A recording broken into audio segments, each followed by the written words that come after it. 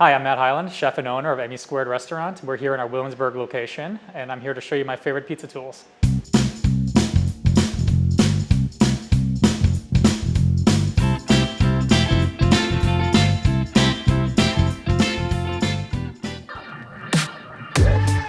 So at Emmy Squared, we use this Detroit-style pizza pan. It's made in Port Huron, Michigan. It's an old-style pan that was originally used for auto body parts.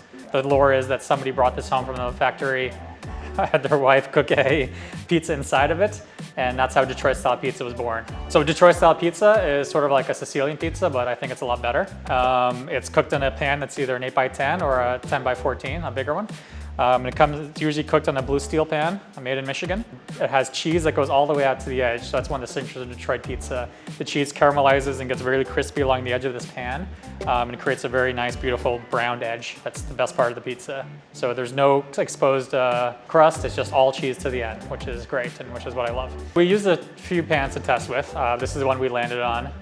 It's inexpensive, but it does the job much better than the more expensive ones. These are the original pans we had from 4 years ago, so we don't really have to buy new ones. If you just treat them nicely, keep oiling them, they'll last forever. So we hopefully have these for another 20, 50, 30 years, however long. So they're very durable. So if you buy one of these at home, it's a really good thing to have. It's gonna last you forever if you treat it right. These are pretty easy to find online. You can go to Detroit Style Pizza Company. They sell them online. And they'll come, if you want them pre-seasoned, they'll actually season them for you, which is nice. But season them is pretty easy. You just oil them down very lightly, bake them in the oven for about a half hour on low heat, and then oil, and repeat until it gets a nice brown coating like this. I love this ladle for two reasons. One, portion control. So I know I have 2 ounces of sauce every time I scoop on. And 2, it's got a flat bottom, so it's very easy to move around the sauce. So this is great for a round pie or a square pie. So we put our sauce on stripes as a homage to Detroit. They jokingly say that's because of the racing stripes on a car. Who knows if that's true or not, but I'm gonna go with that. So this is very useful for a home cook who wants to get a perfect swirl on a pizza pie or just trying to portion out everything. If someone says like you need 2 ounces of sauce, 4 ounces of sauce, you know what it is already. It says 2 ounces right on here too. So boom, 2 ounces right on, 4 ounces, 2 scoops. It's very easy. So it's great for home use. I really like using clamps in the restaurant to pick up things that are hot. Most other things like handles of pots or pans use a towel for, which is fine, but since the pizza pans get really nice and greasy from pepperoni juice, it gets the towels very dirty very quickly. So having this is very easy to pick up the hot stuff without getting your towels dirty. It's easy to clean, it's easy to use, and it just does the job right, just having an extra extendo hand, and just really nice and sanitary as well. I started using these clamps because I remember as a kid going to Pizza Hut, they would come out with some sort of device just like this, where they would have the pan to come out, set on the table, and I was like, oh, I remember seeing that as a young kid, and I was like, all right, I got to find out where these pizza clamps are that I used to see when I was younger. Pizza cutter.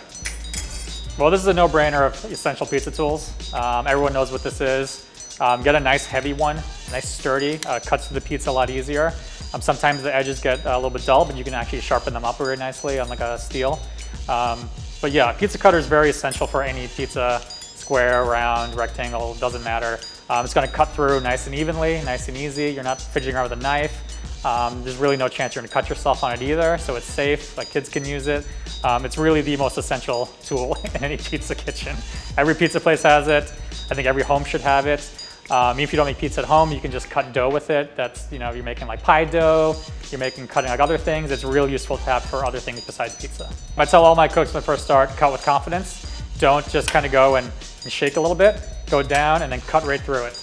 Because they make a nice, clean, single cut. Because kind of jiggling around will make little like edge marks and like make it a little scraggly. So just cut right through, just boom, right through.